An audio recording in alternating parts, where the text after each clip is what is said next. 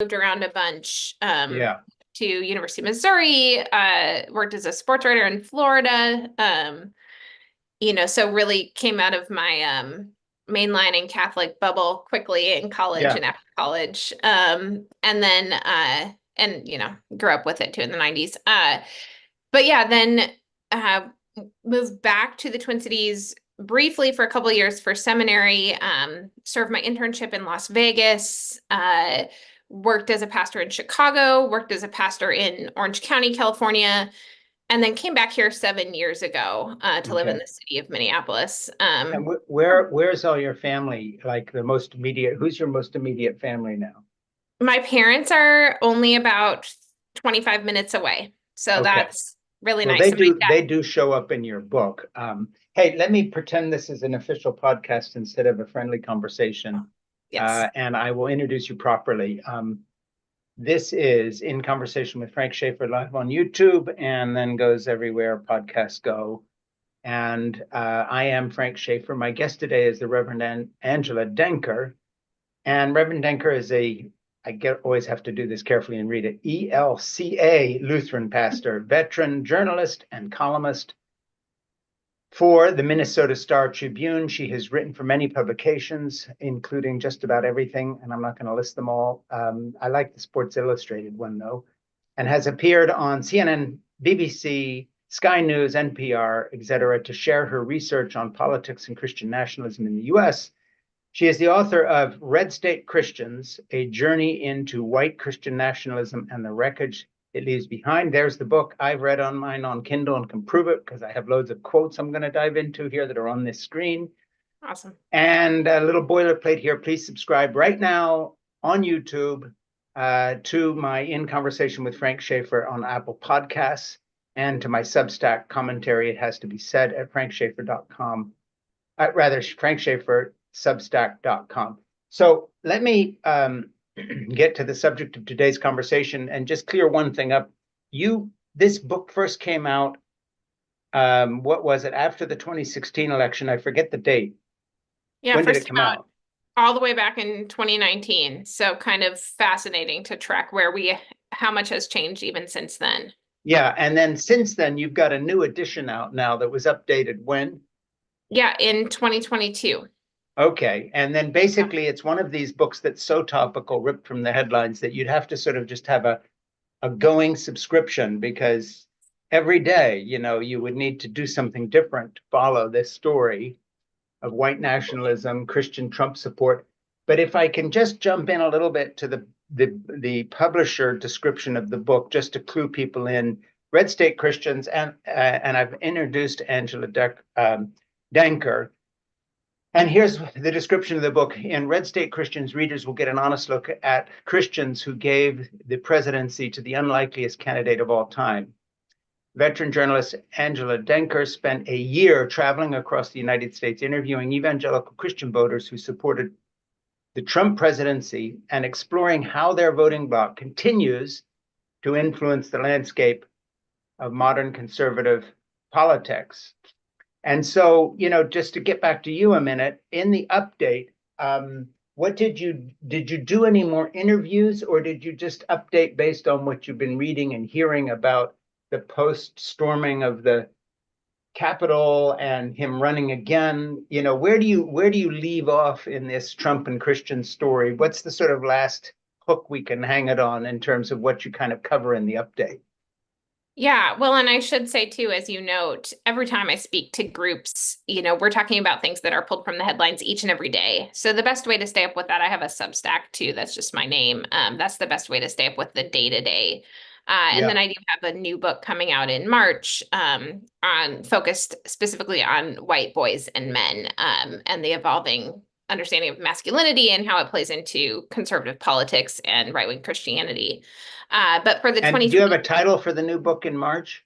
Yes, yeah, it's available for pre-order. It's Disciples of White Jesus. Oh, I like that. Good title. Well, Ernie is our producer. We won't be a day late and a dollar short on that one. We will be your first public appearance on the day it's released if you want to do it. We will get right on top of that one because I love the book that you've written. Thank you. And Red State Christians is just a real historical document, amongst other Thank you. things. Some books are about a moment, but you dive in by interviewing people and really getting into their heads. And I think Yeah. your book is going to be a reference work in 100 years from now in terms of, well, what the hell happened to those people? Then I really commend you on it. I just think it's a deep dive into something that most of us just skirt and make commentaries on.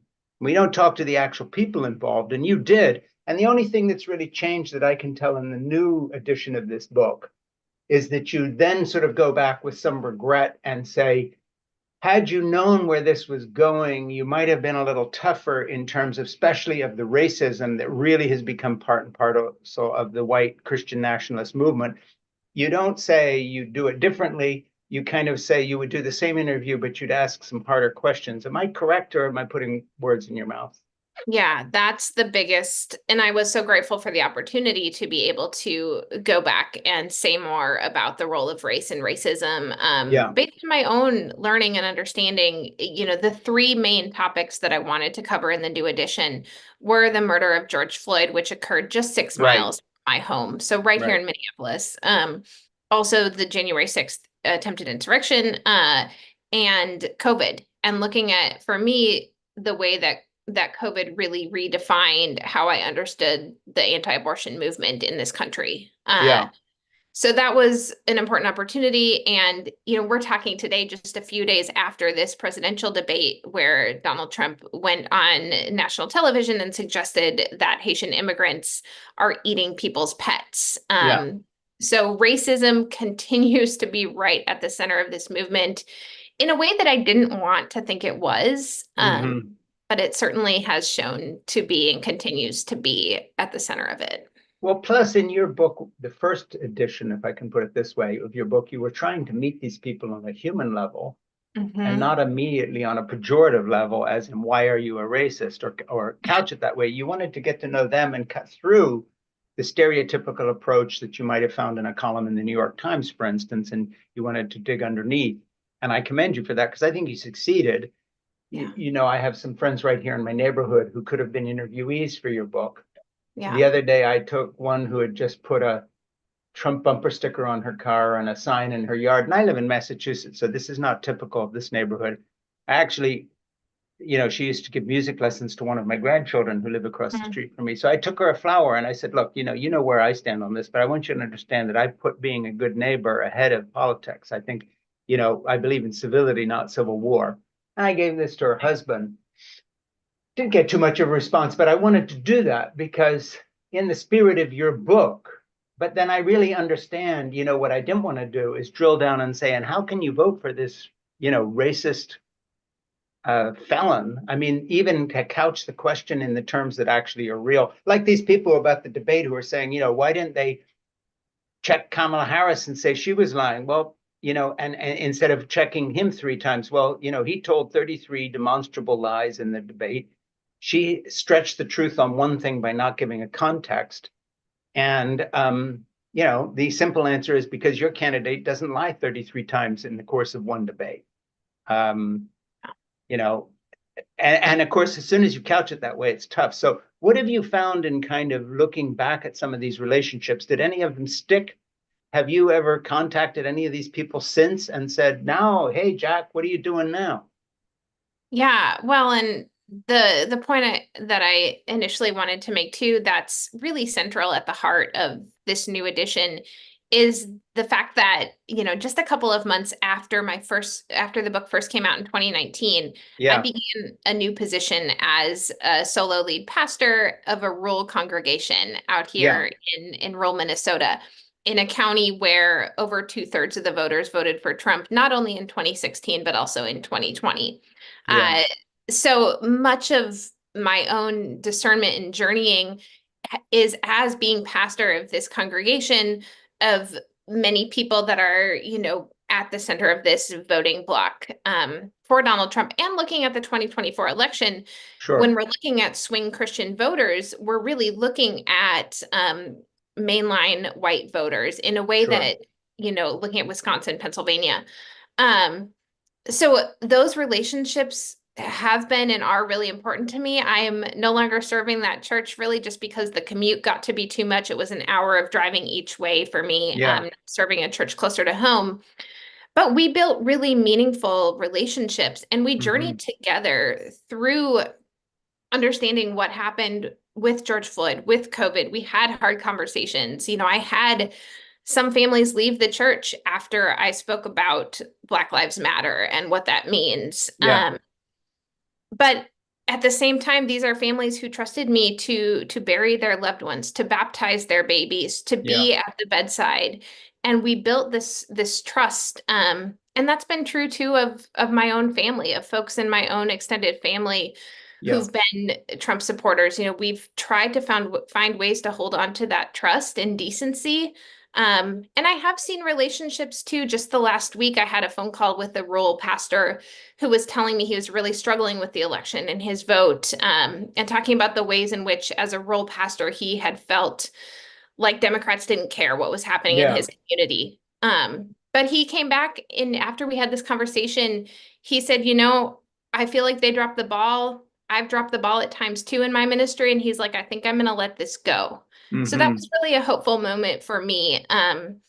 In just continuing to find ways to keep lines of communication open, while at the same time having boundaries about what kind of language and what kind of things Hmm. I'm going to allow to be said in my presence. Well, some of your personal story that comes into the book as well, and that Yeah. I've gathered just by reading about you and the things you've done, remind me of our friend Tim Alberta's book, The Kingdom, Yeah.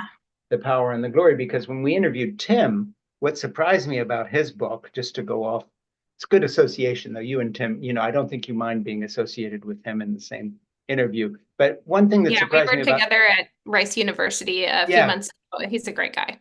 yeah. So Tim and I were talking, and what I told him surprised me about his book was not the revelatory material about the churches that he encountered the kind of Trump phenomena in, but Mhm. his own passion to kind of reestablish an evangelical presence that could even vaguely be related to the teachings of Jesus. And his book is impassioned and sermonizing Yeah. on this much more than I would have imagined, given its favorable coverage in Yeah. what you would think of as normally a very secular press that would not get what he was saying. Yeah. So, I find the same thing in your book, in the sense that it's not lost on me that you are a pastor and that you Yeah. care about these people first as lost sheep, if I can wax a little too hyperbolic here, but you really care about them. And that comes through in the book. And so, maybe you were right in not sticking it to your interviewees on, are you a racist now? And have you ever joined a racist party? Sort of a McCarthyite approach. Can you just hold your book up one more time, Red State Yeah. Christians? Because I want people to see the new edition and put it close to you so we can really focus. Yeah, there it is. And, That's my you one know, copy left. It's a little bit I, beat up. I sold out of them. all right. I meant it when I said, I've read a lot of book on the subject. If I look over here to all the people I've interviewed, I'm reading 2 books a week to interview my podcast guests, and some of them very famous, some lesser known, a lot of people who aren't authors at all. But honestly, seriously, I think you and Tim, by the way, Tim Alberta is another one who have written books about this period of history that will actually become documents and used in footnotes of other histories, because you actually took the trouble to go out and talk to the people on the ground and figure out what's really going on. Okay, this has been a long preamble, but it's your fault because I'm very taken with you and your book.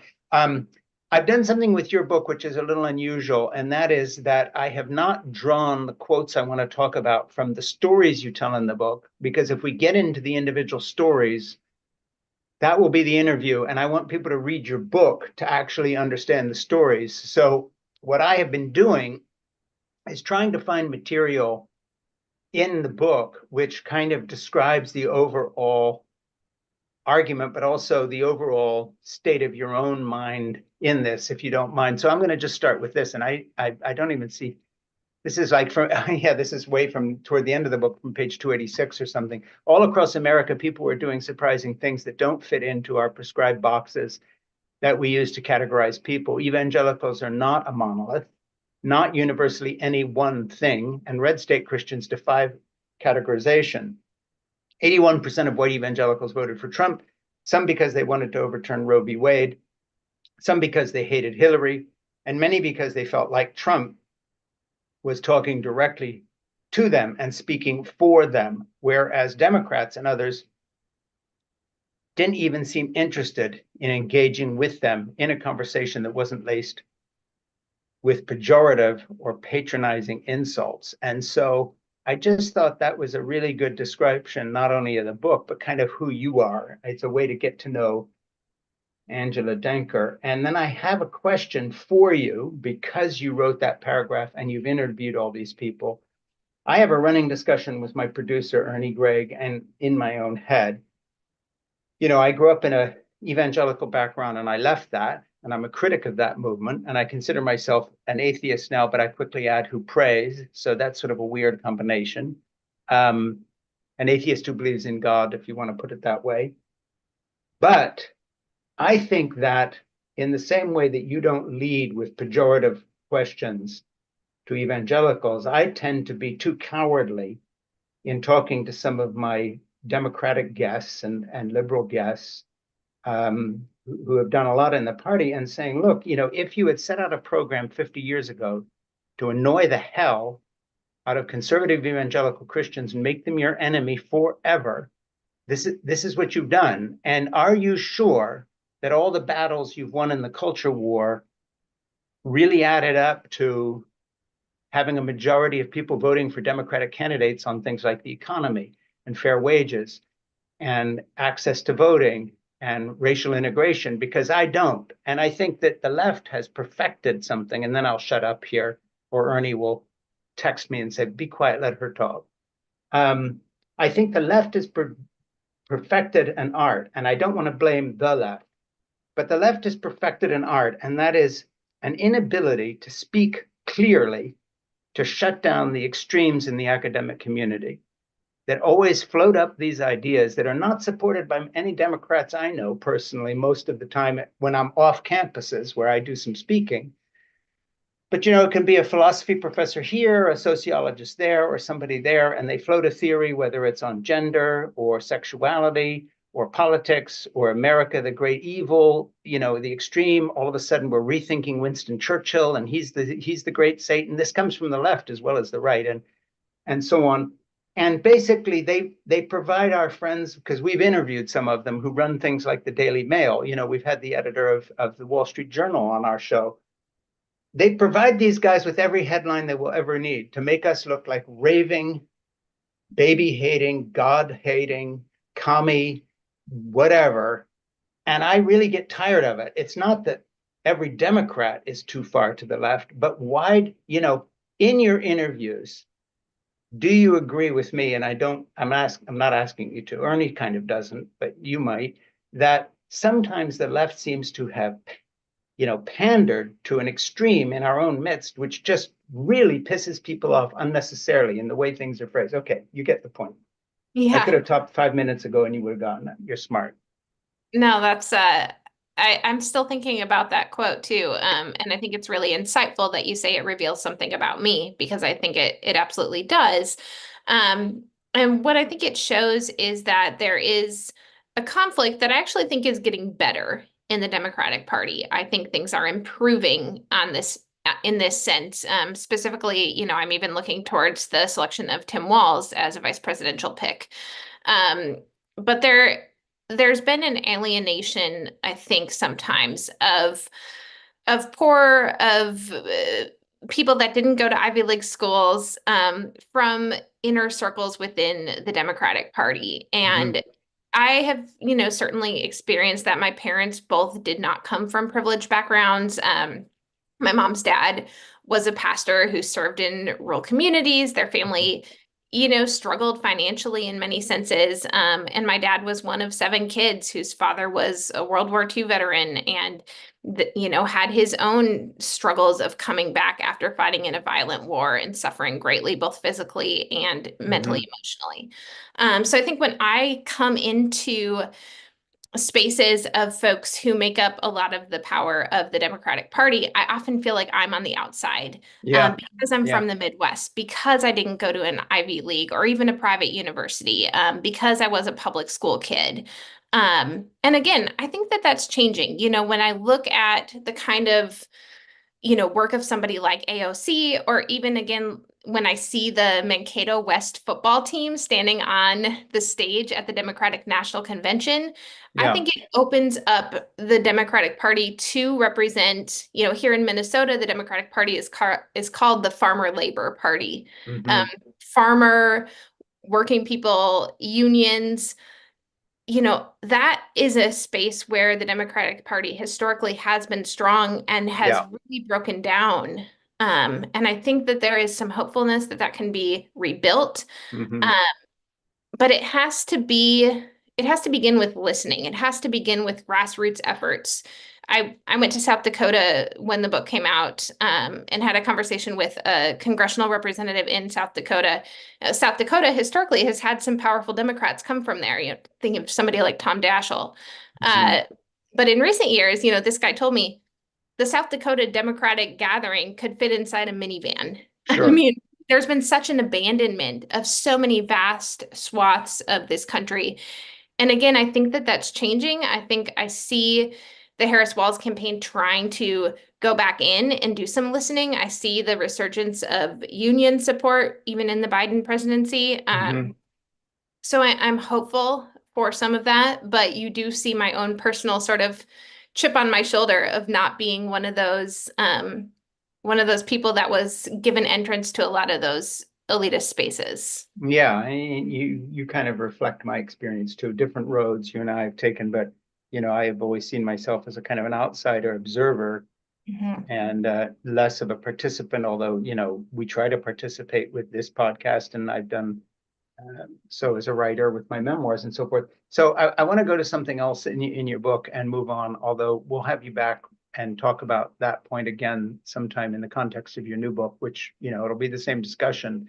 And you wrote, I don't know where this is, but in the book anyway.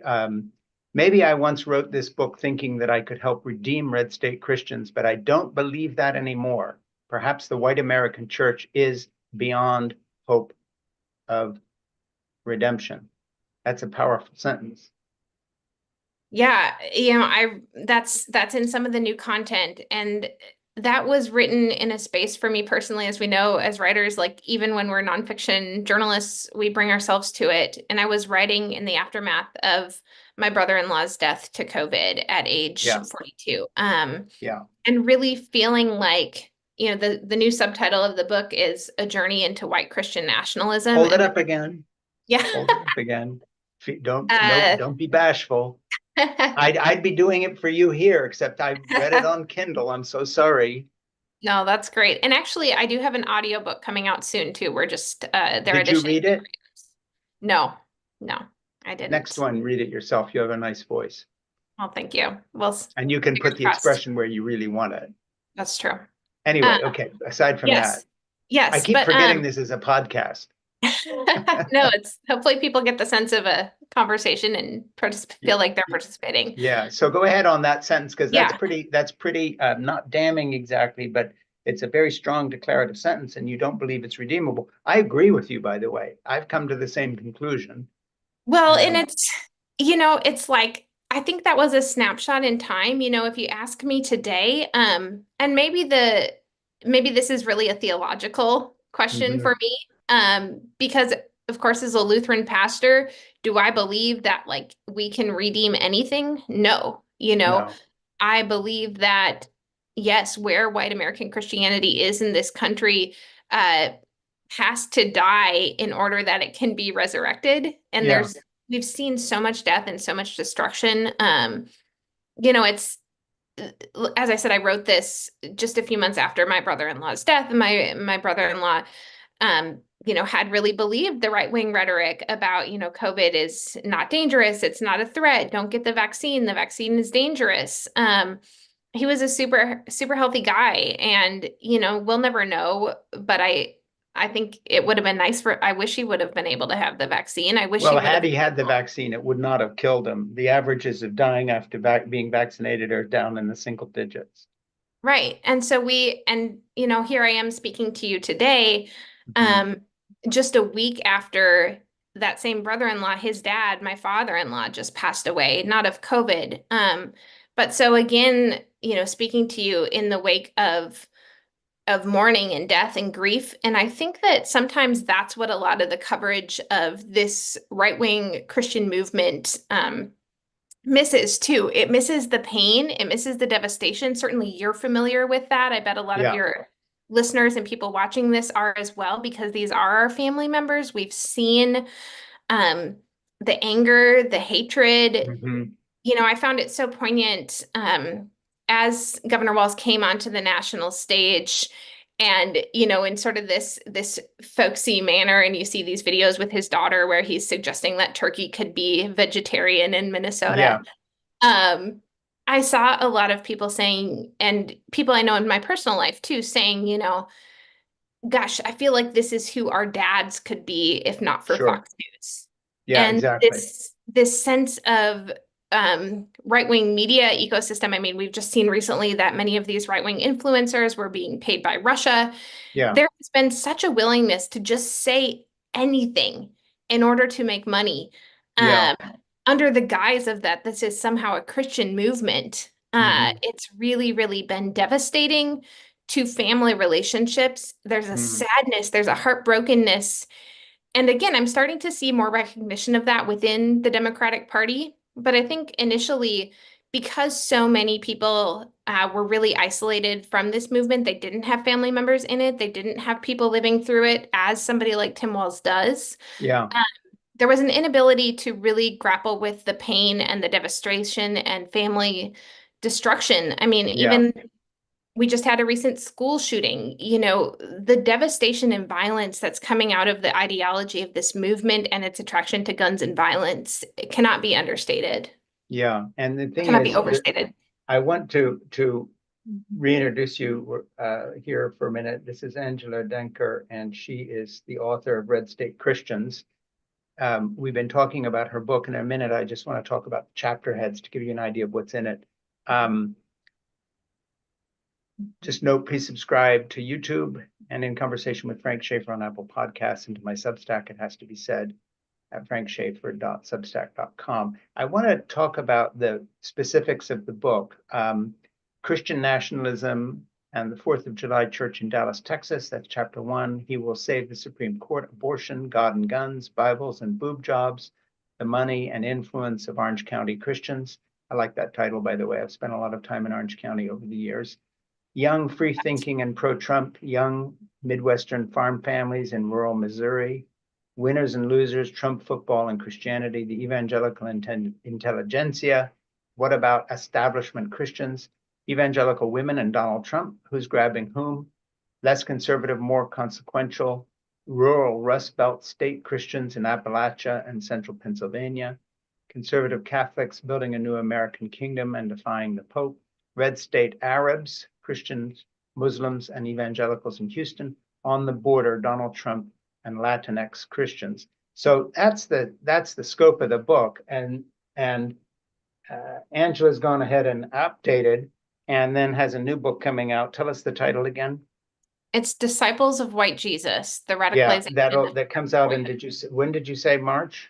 March 25th. Yep, but it is Yes. up for pre-order right now. Yeah, and you should pre-order that book. And I just want to tell you all that you want hard copies of this book, unlike me that got it on Kindle, because Angela's next book, if it is like this book, is more than just simply a book of opinion of the kind I write about things. It's an actual historical document, because she did the journalist work that, I'll put it this way, had this work been done with that subgroup in America, we would not have been surprised to see Hillary lose the election. In other words, you did the work that the New York Times and Newsweek and Time Magazine and the networks and so forth over the years did not do. They talked about the Rust Belt a little bit and lost jobs, but they never really got into this group of people until they began to lose elections to them. They were lazy in their reporting. I want to go to a question here And just before I get there, I want to throw in one more thing. And I don't know if in your new book you're dealing with this somewhat, but of course, another wrinkle in the update, there's the election, the insurrection, the rejection of the election result, defying democracy. And then, of course, there's another thing that we are reminded of almost daily now, and that is these right-wing billionaire tech bros who have gotten into the act and are now pouring literally hundreds of millions of dollars into not just this election through the PACs, but into a kind of a culture war. And they're from another planet. These are not white evangelical Christians. These are white supremacists, but of a different order, more like the industrialists in Berlin in 1938. They are cozying up to Trump, hoping he will never regulate them and allow them to make even more money. But it's more than that, because they have dysfunctional personalities like his. They are egomaniacs whose billions have done nothing to help them modify that. And so, we have this other element. It's the white Christians putting him in power, and then these billionaires who literally would not spit on them if they were on fire, in terms of the white Christians. They could care less. That's a new wrinkle. What are your thoughts on that before we get into more quotes from your book? Because that's something you must be observing. Elon Absolutely. Musk and company. Absolutely. And it is, I actually pulled this down from my wall. So this is the cover of the new book. Oh, I like that. Yeah, so people can absolutely check that out. There's an excerpt available on my Substack. Yeah, But I think when we're talking about the introduction of huge money, the introduction of overwhelmingly white men coming out of Silicon Valley, with this ideology about, they have some odd similarities with traditional evangelical or conservative Christians as far as their real traditional and gender roles. They're searching for women who are going to be called trad wives, women who are going to just bear a lot of children for them. We see that with Elon Musk. But I think we really see these groups coming together in the person of JD Vance, Trump's yeah. vice presidential pick. Vance Mhm. comes from sort of Rust Belt roots. I mean, he tried to claim Appalachia, but really he comes from an Ohio suburb. But he comes from that background, served in the military, but really was brought into power in the Republican Party through Silicon Valley tech bros. So I'm married to an engineer. I have a Yeah, certain familiarity with the ways in which that industry, and this is not my spouse necessarily, but it's a male-dominated industry. It's a sure. white male-dominated industry. And in many ways, it can be an amoral industry where you've got a lot of people who are very smart. They Mhm. understand algorithms. They have a huge amount of power. Again, this particular version is not my spouse's area, but engineering, as far as software engineering, computer engineering, Mhm. these are the people who've been able to write the algorithms that determine what news stories and what narratives Americans are reading each and every day. Yeah, Uh, and that power has led us to some really destructive places, particularly when it comes to white boys and men. yeah, I'm the mom of two boys. I have an almost 12-year-old and almost 9-year-old. And I've seen, even as they watch YouTube and the different kind of videos that are coming up in their own algorithms and the different kinds of ways that men and boys today are sort of taught to relate to women. Again, when you're looking at this engineering subculture, there's, this sense that they've been nerdy, they've been rejected by women. How can they get back to that space? I was talking just last week with a professor from Stanford University, and he was telling me about how a lot of his white male students will come to him and say, well, these are things we don't feel like we can say in class, but we'll say them yeah, to you because you're a yeah. white male professor. It's an intersection of power and influence and amorality, and a really toxic kind of masculinity Mm. that desperately needs therapy, to be Yeah, well, honest. I mean, you see this the other day with Elon Musk tweeting that to Taylor Swift, I will Ugh, give you a child. I right. mean, and I put a comment up on this, that it's been on my It Has to Be Said page, at just how slimy this is, that in British literature of the 19th century, this is the type of man who would have been, to use the phrase from that period, horsewhipped within an inch of his life on the steps of his club by her father. Mhm. I mean, the even the idea of the most traditional honor is gone here. And you Yes. know what's so interesting about Musk and some of these other people that he hangs with? They're also into all sort of IVF technology, testing embryos for perfection, sperm donation, procreation of their kind multiplied through the universe, perhaps. Um, these are very far from your white evangelical small town Christian. And in terms of things about abortion or IVF technology or genetic engineering, they're in whole heart, they're in for the long haul on this to produce their own kind of next genius progeny. So these guys are from totally left field, but the amount of power they have is a kind of a new wrinkle in your book, so to speak. By the way, let's do both covers again. And Ernie just said to me, please have Angela read the title while she holds it up so people who are Sure. listening can hear this. Sure. Do it again on both books. Sure. Okay. So this is the new book that's available for pre-order anywhere books are sold. It's Disciples of White Jesus: The Mhm. Radicalization of American Boyhood. So similarly to Red State Christians, a lot of reporting, a lot of traveling. I went to South Carolina, spent some time at the church of the shooter at Mother Emanuel, Dylan Roof. He happens to come from the same denomination that I Yeah. do. But also You, really the book ends in a place of hope and a place of redemption. Yeah, And then, well, sorry, in your other book, I yeah, don't know if this would, I cut you off, but I think you've given me a good segue here. You write, all Americans, Christians or not, conservative or not, have a remarkable gift for acceptance. If mhm, given the chance, we can accept one another, learn from each other, and build an entirely new country built on justice and freedom for all. And the only thing I want to add is tying back to what you were talking about a moment ago. But I don't include Elon Musk and these guys in that. They do not have a gift for acceptance. These are the most hate-filled, prejudicial, weird people imaginable.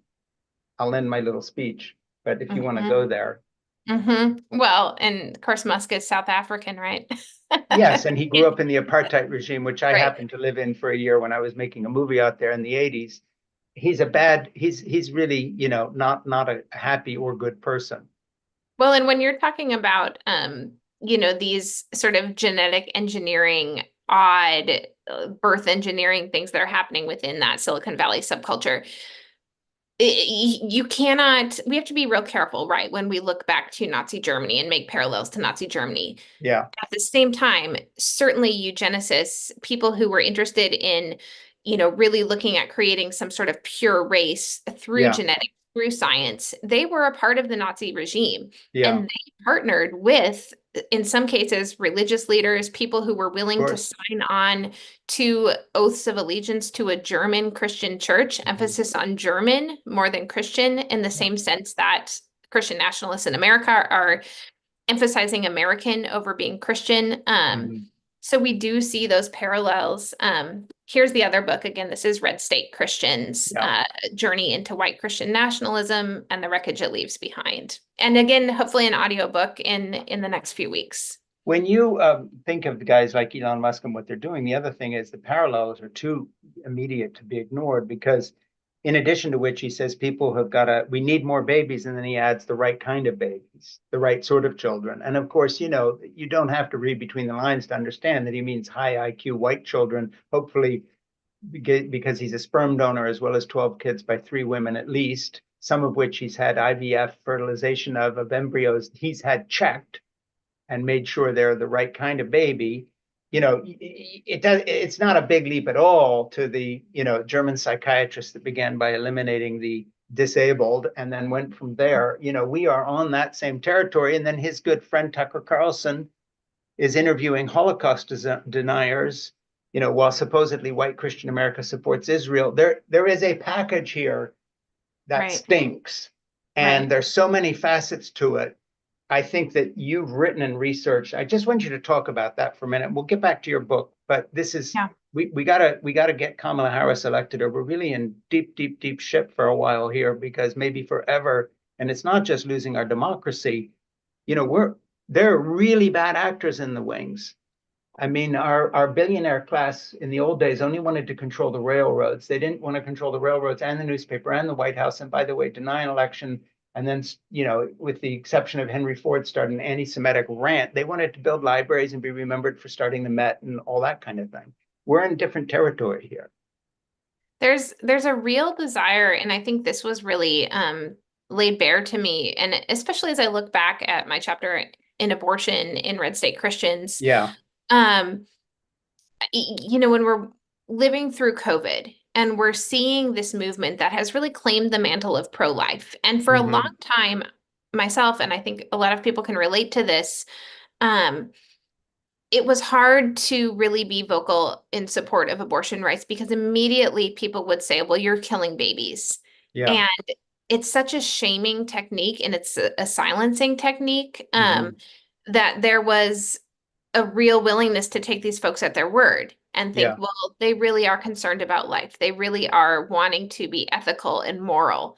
That all went up in flames during COVID. Yeah. And we watched these same people say, well, we have to sacrifice human lives on the altar of economic progress. Mm-hmm. Um, and so we watched that happen and we watched this hypocrisy continue and continue. And it becomes personal for so many of us. And this is Mm-hmm. a space where I do think there's hope in America, and that hope comes from people telling their stories. Mm-hmm. Um, I was a person when I first started seminary, I was not accepting of LGBTQ people in ministry. I wasn't in support of gay marriage, and Yeah, it and you took, talk about that in your book, your own yeah, book. yeah, it took people being patient with me. It took prayer. It took discernment. It took me pausing and listening, and building real relationships that Mm-hmm. allowed my heart to change. And so I think that that's where some of my hope comes that, change is possible through relationship. But also relationship brings with it a conviction and a need to be telling the truth. And Yeah. so when I hear these comments about Haitian migrants, or when I hear comments about, well, Kamala Harris just became Black because she's a biracial woman. Mm-hmm. Um, my brother's wife, my sister-in-law, is a Black woman, and that means Mm-hmm. that I have a nephew who's biracial, and I see the ways that the world sees him as a Mm-hmm. Black boy, who's also biracial. Mm-hmm. And so I think that many of us have stories like that. You see stories in the book where I'm in Appalachia and I'm talking to folks about LGBTQ acceptance, and they're telling me about the lesbian couple from their small town. Yeah. People's ability to tell their stories and those relationships are Mm-hmm. what guard us against the hatred and the violence of authoritarianism. There's a lot of people that are living in both worlds though too, where they'll say, "Well, I accept this person personally," but Yeah. then they'll go and say rah rah to demonizing immigrants. Yeah, and Um, you actually write something like that, to quote you to you. I learned too that people's general beliefs often didn't apply. In particular, people who voted against gay marriage or gay rights often welcomed people who were gay into their own church communities or families. Even racism was hard to quantify. Liberals knew all the right words to say and theories to quote, but I noticed patterns of structural racism that white liberals benefited from all the time, yet no one acknowledged. Meanwhile, the white conservatives I spoke with often had more diverse family and neighborhood experiences than the white liberals I spoke to. Which was worse, racism in general or racism in particular? I learned that the dividing lines we draw don't mean so much in practical everyday American life. Of course, we find that out only when we cross the dividing lines. And of course, you've made a specialty of crossing those lines, which it looks like you've done in your new book that's coming out as well, that we're going to interview you on the day it's published, as I said. Ernie's making notes. We're getting to you that time. But and I want an advance copy, by the way. You tell Ernie that you send me a PDF or something because I want to be prepared for when it comes out in March. yeah, I'm interested. I'll be very interested in your thoughts. Yeah, I mean, I'll pre-buy it too. I always buy the books, even if I get them for free, because, authors need to earn their 78 cents or whatever. But That's I right. want to read it in advance so I'm well prepared because it sounds like information that I'll need, and I won't, blow your cover. I won't go talking about it till it's out. But anyway, how do you react to that now in terms of your rethink of being a little more overt about the racist imperative of these folks? This idea that in one's own family, you're less of that. And it's the same in my neighborhood. The people who have Trump signs in their yards, I built an outdoor kitchen a couple of years ago. I'm a builder. not by trade, but on a big scale, by the way, in my own house. And I built a big outdoor kitchen, including a big masonry pizza oven. And my local neighbor, who always has Trump flags out, and when Barack Obama was elected, he flew his American flag upside down. So we know where he's coming from. He welded the doors for me, and I go up and talk to them, and we're fine. And he knows who I am, and I know who he is in our neighborhood. But outside of our neighborhood, if you described me to him, he'd be, Frank Schaeffer's the kind of guy we should be destroying. I mean, he would theoretically, but one-to-one, I've known him for 4 years. It's a whole different deal, Anyway, how do you feel about that now? Yeah, it was a hard thing for me to wrestle with because I was very aware when I would go into some of these spaces. I'm thinking of some of these churches in Texas where I really encountered Christian nationalism on steroids. Yeah. I was very aware that, yes, I was being accepted. Yes, we were able to have conversations. Mm-hmm. However, how much of that acceptance was based on the fact that if they looked at me, they thought, hey, she's one of us, right? Yeah. Yeah. I'm a white woman married to a man. I'm a mother. I'm a Christian. And so I knew that I was privileged with a sense of acceptance that may not have been granted to some of my peers who have different identities. So what my advice is to other white Christians is that kind of privilege comes with a sense of responsibility. And that responsibility is that we have to be willing to be the ones who are going to have these tough conversations. We have to be willing to be the ones who are going to step into these spaces because we have a relative amount of safety that some of our other friends and siblings do not. So that's a piece of it. The other piece that I just go back to again and again in doing this work and finding ways to survive in this work, I often talk about the scripture passage where Jesus sends out his disciples, sends out, 60 people to go out into the land, and he tells with them, don't bring anything with you except hospitality, go into people's homes. But he also grants them permission that, you know what, if you're not accepted, you need to find ways to shake the dust from your feet. Yeah, and you sort of allude to that when you say it does no good to spoon feed white Christians half-truths about the church's culpability and racial injustice. But, I just want to get into one thing a little bit here. I mean, I've been out in the public sphere too, so I usually don't sort of go into the area of, threat and all the rest of this. But, those of us who have said things sometimes suffer a little bit of a blowback. You write at one point, Breitbart's goal wasn't actually to harm me or my family. It was to silence me. My clear analysis of the distortion of the gospel in American Christianity posed a threat to the right-wing white Christian empire of wealth and power, an empire encompassing publishing houses, TV networks, churches, colleges, universities, and schools. And I just wanted to go there because, there's no way that you can write 2 books in a row like this, even though you appear to be a purebred Aryan, if you want to be facetious about it. In the final analysis, you're putting stuff out there which challenges a lot, including vast money interests in what I call, the big time God business that I used to be part of. And you're a threat. And you're a woman, which means you're a double threat because you're a threat on the content, but just your existence as an articulate person is a threat. By the way, I rarely interrupt people in this podcast, but I felt free to do that with you because you're such a strong person that we can have a real discussion. Yeah. You understand what I'm saying? Because you'll come right back and keep going. But you're not what they want.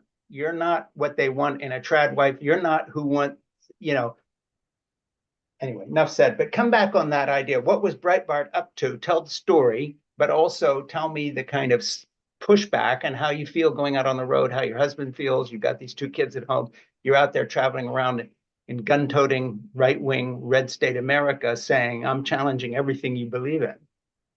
Yeah, I think it's an important point, and it's something that it's not always fun, sometimes when I'm sure you can relate to this when I tell people, in the parent pickup line or in the neighborhood what I do for a living or what my work is, it's like, not the kind of person you want to invite to your next party.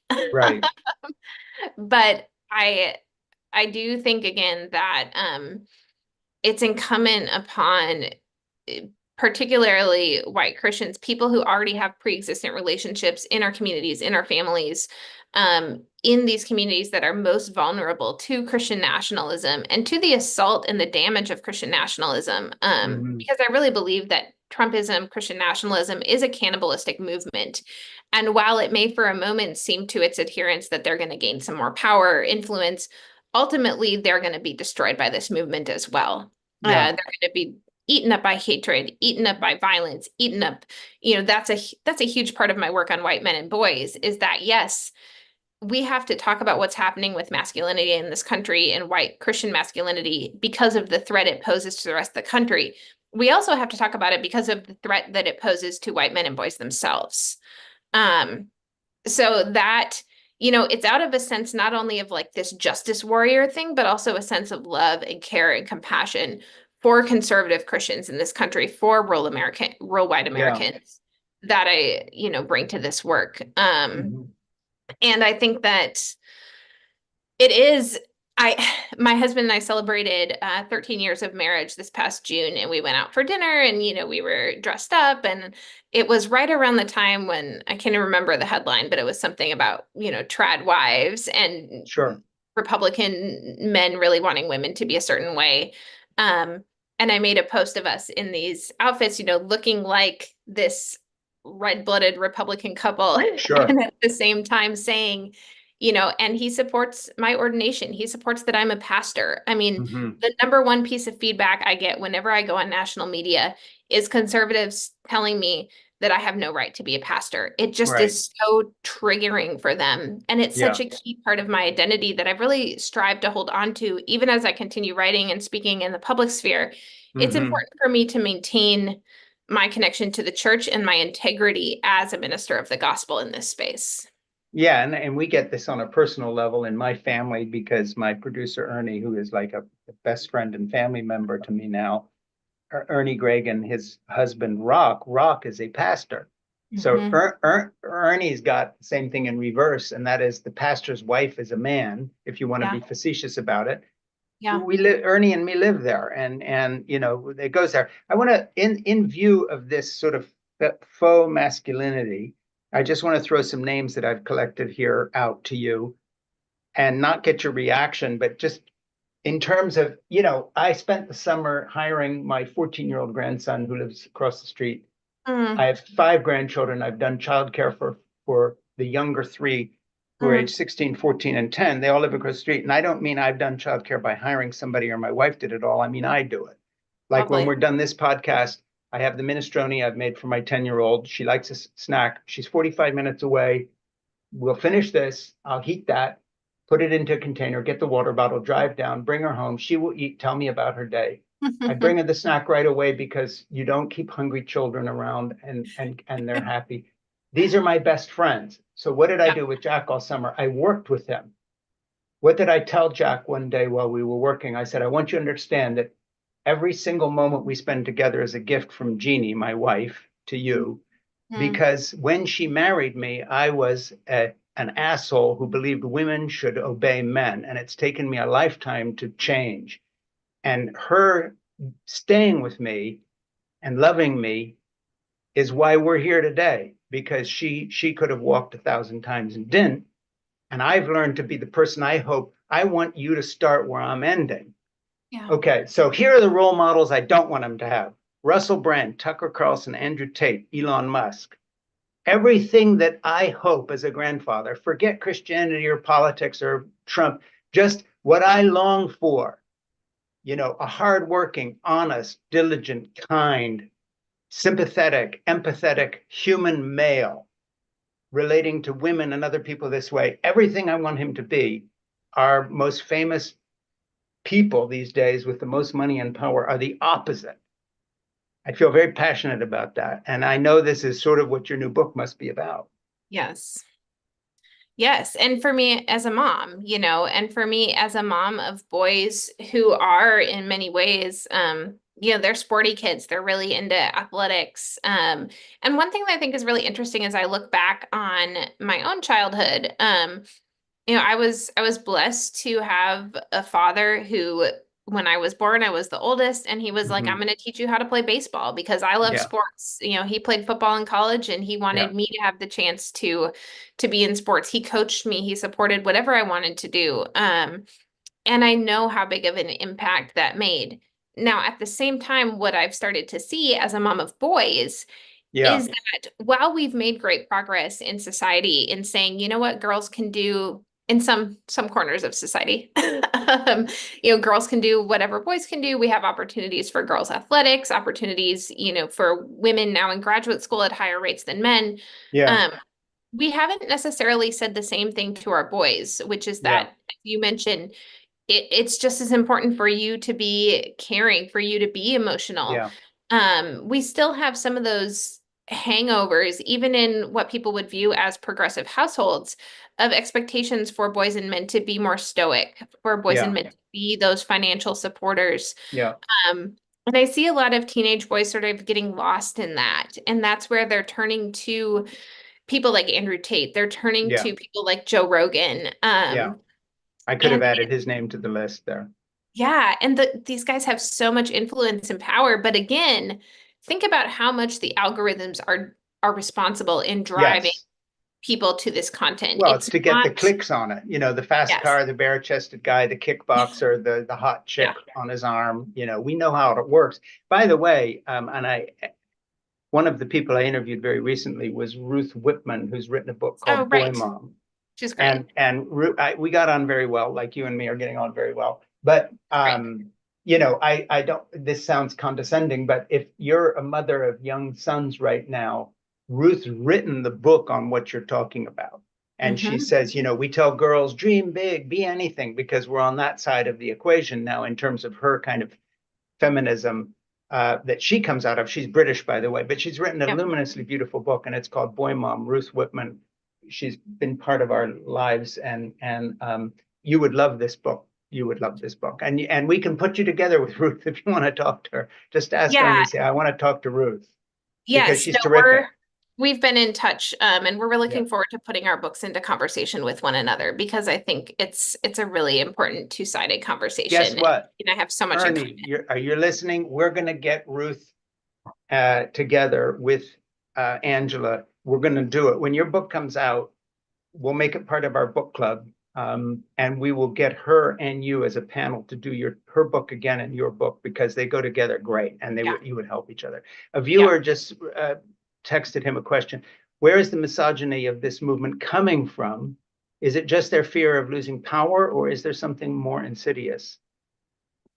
Yeah, it's coming from a lot of places, and I think it's really important to look at the historical roots of some of this. Yeah, We can't talk about, misogyny and masculinity in white Christian America today without really looking back to the Crusades and yeah, looking at the ways in sure. which violence in European white Christianity, and even looking back to this big transition that occurred when Christianity went from being a persecuted religion in the Middle East to becoming the official religion of the Roman Empire and Mhm. becoming associated with empire.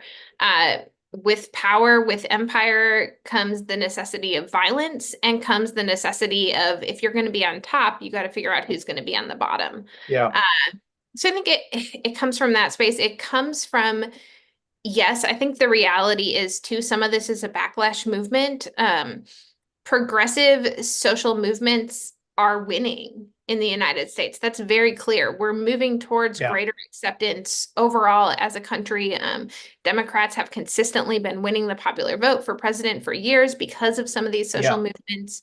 Um, when I look around, even when I spend time with people who are really passionate about conservative Christian movements right now, you can just sense in the room that they know they're losing.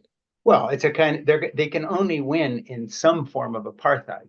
Yeah. Yeah. I And mean, so and they there's know this, that. And, it's not a coincidence that Elon Musk leads the charge on yeah, this. His right, billions will tip the scale. right. God And damn the vote. Who needs a voter when I own Twitter? I mean, that's straight out of the playbook of the guys I lived with in South Africa in the mid 80s. yes. Yes. And so it's coming out of a desperation. And, if you would have told me in 2019 that we'd be at the place we are with JD Vance, demonizing childless cat ladies, with legislation being brought up in different states against IVF, with these extreme abortion restrictions to the extent to Sure. which 13-year-old victims of incest are being forced to carry their babies to term. Yeah. Um, I don't know if I would have thought we would get here, but we are here. Like we're By the scraping. way, but while dismissing the latest gun tragedy in a school as well, shit happens. Yes. Yes. There's a cavalierness Yeah. towards the dignity of individual human life that we certainly see in Silicon Valley with, their hierarchy of understanding humanity and trying to engineer birth in order to get there. It's so divorced from our real basic Christian and, many religions' basic understanding of being created in the image of God and being created with a dearness and a love. And so many steps away from that again, proponents of the anti-abortion movement that try to make those claims, it's become almost laughable in the face of Hey, so listen, nice much. comment for you here. Viewer comment. Such an important conversation. I ordered both books immediately. Thanks for introducing Angela to us. Say, there we are. Thank you. Thank you Yeah. very much for watching. Yeah. So basically, I just want to say, I want to go to something in your book before we get too far away from this. You say America in the second decade of the 21st century with a white American church that blatantly sold itself out on the altar of power and money, culminating in the election of Donald Trump 2016. Well, here we are, and it's 2024, and we're doing the same thing again. But with bells on, because I don't want to be a broken record here, but the first time around, the billionaire class of fascistic, anti-democratic, apartheid type supporters were not, they might have been in the wings, but they did not declare themselves in the same way that Project 2025 had not declared itself.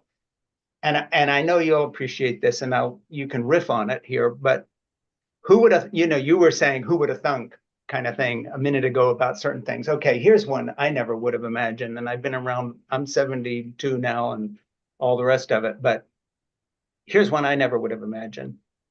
A period of history in which people out of the most conservative wing of the radical Roman Catholic Church, going back to Archbishop Lefebvre in the 1960s in France, coming through Franco's Spain, and the Illuminati and all these guys would reemerge in the Heritage Foundation writing Project 2025 in order to dismantle the US government, directly threatening my Social Security check by replacing the faceless, hardworking bureaucrats who know what they're doing with some, lickspittle Trump supporter.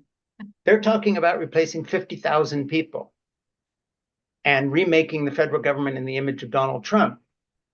Okay, so Elon Musk putting rockets up at one hand, working with people who are part of a movement that was putting Franco in power in Spain and the Roman Catholic Church, that the Roman Catholic Church itself has spent the last near 100 years denouncing, including the present Pope, combined with your down-home evangelical Christians you interviewed in your book. In my wildest dream, I wouldn't have seen this scenario. I wouldn't even know where to begin to describe what that movement is. Well, in the Catholic Church, I remember, so I went to Luther Seminary, which is probably the, preeminent Lutheran seminary in this country. And I remember when we're learning about the Reformation, we're learning about the initial split from the Catholic Church. Every time something historical came up, I would say, well, what about the Catholics here? Because my father's family is Catholic. I come from, on that side, a very long line of German Catholics who came to this country from Germany and were committed to their Catholic faith. Anyway, every time I would ask that question, my professor would say, well, the Catholics are a special case. And if you look at the chapter I have in my book that takes place in New England at one of these extreme far-right conservative Catholic colleges where they've sort of disavowed Pope Francis, they're attractive to Catholic homeschoolers. Wasn't it one of the places that you couldn't talk? They didn't want to invite you in? Where was that? There was some place that you couldn't get into. Yeah, I think I tried to go to it starts with an S, I'm forgetting the name of it, but one of the Catholic universities didn't invite me, but I was able to go to Thomas More, which is up in New Hampshire, and I've done a lot of work since then with US Catholic Magazine. So if you want to see more reporting on the trads and on Catholic classical education, which forms sort of the a lot of the Supreme Court that we have today, Amy Coney Barrett comes out of that tradition. it could be an entire book, right? That chapter Yes. that I wrote on Maybe Catholic. you've got your third book there because you're Oh, writing gosh, historical documents now. So I abjure you to do this. The that's voice of right. God. Yeah. That's right. But and the reason my professor would say, well, the Catholics are a special case, because Catholicism has historically sort of been able to maintain this big tent where you Yeah. have somebody like Pope Francis who can be Catholic, you have Nancy Mhm. Pelosi who can be Catholic, and Sure. then you also have far right folks who can be Catholic as well. Um, American Catholics are trying to dismantle that big tent. Right. Um, and they're trying to be able to say, well, Nancy Pelosi is not really Catholic. They're trying to deny Hmm. communion to Joe Biden. Um, and I think what you're seeing within this movement is a rejection of the stories of Jesus, a rejection Hmm. of the social teachings of Catholicism towards caring for the poor. It's long been a faith tradition that has been an immigrant tradition, beginning with Irish and Italian Catholics coming to the United States. Now we have Hmm. Central American Catholics, Latino Catholics coming to America. They're dismantling and rejecting that Yeah. favor of Western Catholicism, in Hmm. favor of really looking at Catholicism as a religion of Western philosophers. Hmm. And so you really can see that if you take a look at language and Hmm. the language that is deemed to be the most holy by many of these proponents of this brand of traditionalist Catholicism, they choose Latin. Yeah, sure. Well, that's what Lefebvre was all about because he met with my Yes. father in the 1970s saying, and he was this Archbishop of France who got excommunicated and was not allowed to serve communion because he was so pissed off that the Mass had not been in Latin anymore. But you know what's interesting, and I know you're going to smile at this, but you're a kind of a contemporary Catherine de' Medici because she Mhm. was a Roman Catholic and she spent her Right. entire time as the prince's and the king's consort wife and ruler in his stead when she tried to stop the civil war between Catholics and Protestants, and she was a tolerant Catholic Yeah. with a pope who was an uncle, a Medici pope in Rome, who Yeah. would denounce her periodically because she would allow Protestants to be part of her court, and they wanted to kill them all. And she wound up presiding over a French civil war in the 16th century that she tried to stop by going on a journey around France to 120 locations and appearing personally to appeal to people, taking with her Protestant people who were in her court while they were executing each other and so on. So the funny thing is, these Americans who think they represent Western Christianity when it comes to Catholicism don't know their own history. Because No. Catherine de' Medici, you can't be more Roman Catholic or Italian than that, the Medici popes and so forth. She spent her whole life trying to stop this in France while they were burning each other on the pyre, making deals with Mary, Queen of Scots as a Catholic representative, trying to figure out how to work with Elizabeth I. We've seen this play before. It did not end well. And the French Revolution comes directly out of the fact that they could never figure out how to live together. And so the Huguenots were crushed. No one listened to Catherine. And here's the other thing, she's been vilified through history. Why? Because she was you. She was a woman of authority and brains intruding into the male preserve of not just politics, but theology. And Yeah. she was trying to follow Christ in a way that would bring these two sides together. And so, Catherine went there first, and she's been vilified through history, including by Hollywood and so forth, none of whom have given her a second look because they believe the people who were always lying about her. And but she was a peacemaker, and she tried to bring peace between what she always called the radical Catholic and the radical Protestants. And she kept saying, but isn't there a middle way? So this isn't Nancy Pelosi. This is Catherine de' Medici. This Yeah. is, by the way, the Medici family who said, we're going to allow Galileo Galilei to do his experiments and we will defend him while still going to mass. So this isn't new. And No. I think it's the battle that goes back to the beginning of Christendom. But, you've got Catherine de' Medici on your side, so you're in good shape. Well, my middle name is Catherine, so I'm going to hold Well, on. hey, so we want to do your book as a book club thing. It has to be read in December. Okay. So we're going to revisit it then. Maybe we'll get Ruth Whitman back to promote that. But we really need Ruth on your second book as well. And then we'll do your own show with that, and then maybe bring you and Ruth back as a panel to do Boy Mom. Do you feel there's a good meld between Boy Mom and your book? Oh, absolutely. She and I have been talking on Substack for months, and I was watching her launch and just so excited to see her book starting to lay the groundwork, I hope, for people to be able to then engage with Disciples of White Jesus. Yeah. And so maybe we're well met here today. Absolutely. And you and Ruth can come on, and you're both my Catherine de Medici. So you've got a fan here in me, and I will do anything I can to help get the word out, because you're writing historical documents, not books. Well, thank you. Thank you so much, Franken. It's been an important and an insightful conversation that's made me think about some things too. So. Well, I'm going to go heat up my granddaughter's minestrone and take it down to her, and 45 minutes from now, she'll be driving home with me, eating her minestrone. But I've got to do a strainer and get just the thick bits, because if it's too soupy, it's going to be a mess. But the noodles and the beans and the pasta and all the rest of it. Well, I'm going to go visit a 90-something-year-old congregation member and serve her communion. So we'll both be and do me a up. favor. When I click off and say goodbye, stick around for a minute and talk to Ernie about something. And that is, we want more people who you think we ought to be talking to. Give us a few ideas. And so stick with Ernie a minute, and we will click on anything you want. So promote the book. We'll put all the links. We'll do everything you want people to link to and push it. Awesome. And then you and Ernie talk about coming back yourself to launch your book. And I wasn't kidding when I said on the day of the release, but if it doesn't happen, fine, but soon after the next one comes out. And please, from Ernie, get my email and send me a PDF, because I want to dive into your book right away. Great. Great. Consider yourself. Handshake, hug, much love. Great. Thank you.